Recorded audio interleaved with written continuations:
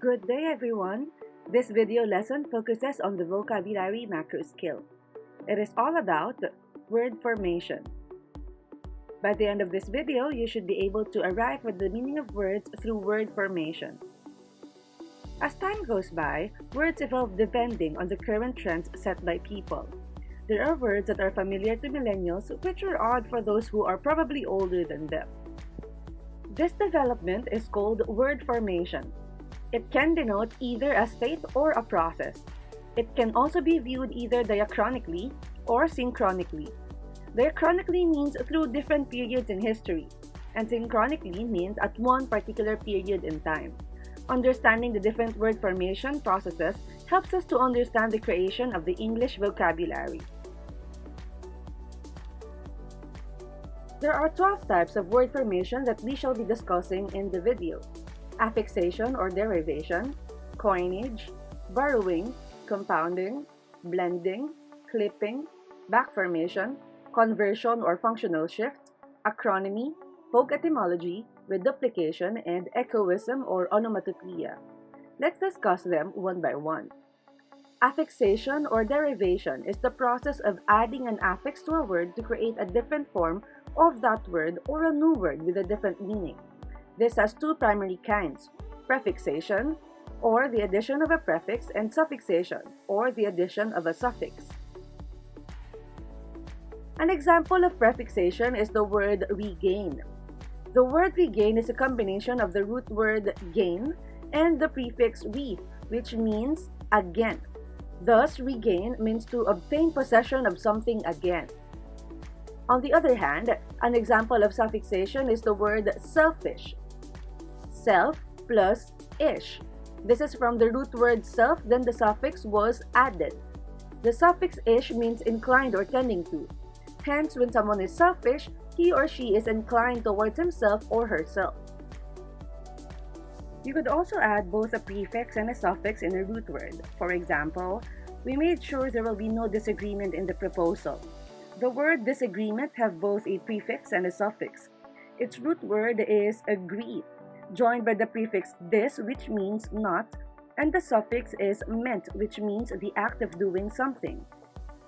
Hence, disagreement means not an act of agreeing. The second type of word formation is coinage. This is the invention of totally new terms. Invented trade names are typical examples of this. Take a look at this sentence. Do you have an aspirin with you? Aspirin is derived from the words acetylation and salicylic acid, which are primary chemicals that are used to make aspirin. I can't pull up my zipper. The origin of the word zipper comes from the word zip fastener or a slide fastener. The third type of formation is borrowing. This is the process of taking words from other languages. Let's take a look at this sample sentence. Making a slogan for Buwan ng Wika has been a challenging task. The word that used borrowing is slogan. This is an alteration of Scots slogorn, which means battle cry. Next example, we find sleeping in a futon very comfortable. The word futon is a Japanese word which means bedclothes or bedding. The fourth type of word formation is compounding. This refers to the process of joining two or more independent words to produce a new form.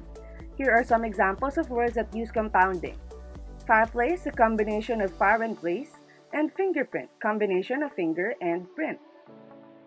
The fifth type of word formation is blending. This is a process of creating a new word by combining the parts of two different words, usually the beginning of one word and the end of another. An example of this is the word motel. It is a blending of the words motor and hotel.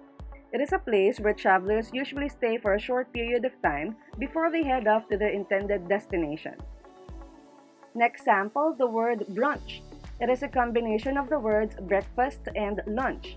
It is a meal that is usually eaten after breakfast and before lunch. The sixth type of word formation is clipping. This involves reduction of syllables in a word. New words are created by shortening parts of a longer word. Examples of words that are clipped are flu from the longer word influenza and ad from the longer word advertisement. Back formation is the seventh type of word formation. This is another special kind of reduction where a word of one type, maybe a noun, is reduced to another word of another type, maybe a verb. For example, the word televise, a verb, is a back formation of the word television, a noun. The word donate, a verb, is also a back formation of the word donation, a noun. Conversion or functional shift is the eighth type of word formation. In this process, new words are often formed by changing an existing word from one part of speech to another. There are several types of conversion word formation. First, noun to verb, as in the sample, the wine was brewed in France but bottled in Hong Kong. The word bottled in this sentence is used as a verb, but its existing part of speech is a noun. Conversion is different from back formation because in back formation, the spelling of the word may be changed. Second type of conversion word formation is from verb to noun. It is a must for you to visit England. Must is a modal verb generally, but in this sentence it is used as a noun. The third type of conversion word formation is from adjective to noun. Stop shouting and running around like a crazy. Usually, when you hear the word crazy, you would suggest that it is modifying a noun, thus it is an adjective. But in this sentence, the adjective crazy functions as a noun. The last type of conversion word formation is from adjective to verb. Can you empty the bin for me, please? The word empty is often used as an adjective, but in this sentence, it is used as a verb suggesting an action to remove the contents of the bin. Moving on to the eighth type of word formation, acronymy. In this type, new words are formed from the initial letters of a set of words. The word CD is an acronym for Compact Disc, and UNICEF is an acronym for United Nations Children's Fund. 10th type of word formation is folk etymology. This refers to the changing of a word or a phrase over time, which results from the replacement of an unfamiliar form by a more familiar one. For example, the term bridegroom. It is an Old English word, bridguman, which means a man who is about to get married or a newly married man. 11th type of word formation is reduplication. This is a process of forming new words by doubling either an entire word, which means total reduplication, or part of a word, which is called partial reduplication. Sample words are walkie-talkies, so-so, and chit-chat. A walkie-talkie is a handheld portable two-way radio transceiver. The type of reduplication used is partial reduplication. So-so means neither very good nor very bad. The type of word formation is total reduplication. Lastly, chit-chat means an inconsequential conversation. The type of word reduplication used is partial reduplication. The last type of word formation is echoism or onomatopoeia. In this type, new words are formed by imitating sounds. For example, splash, imitating the sound of water crashing to a surface. Roar, the sound of a lion or large wild animal. And click is imitating the sound of selecting an option on an electronic interface by pressing a button.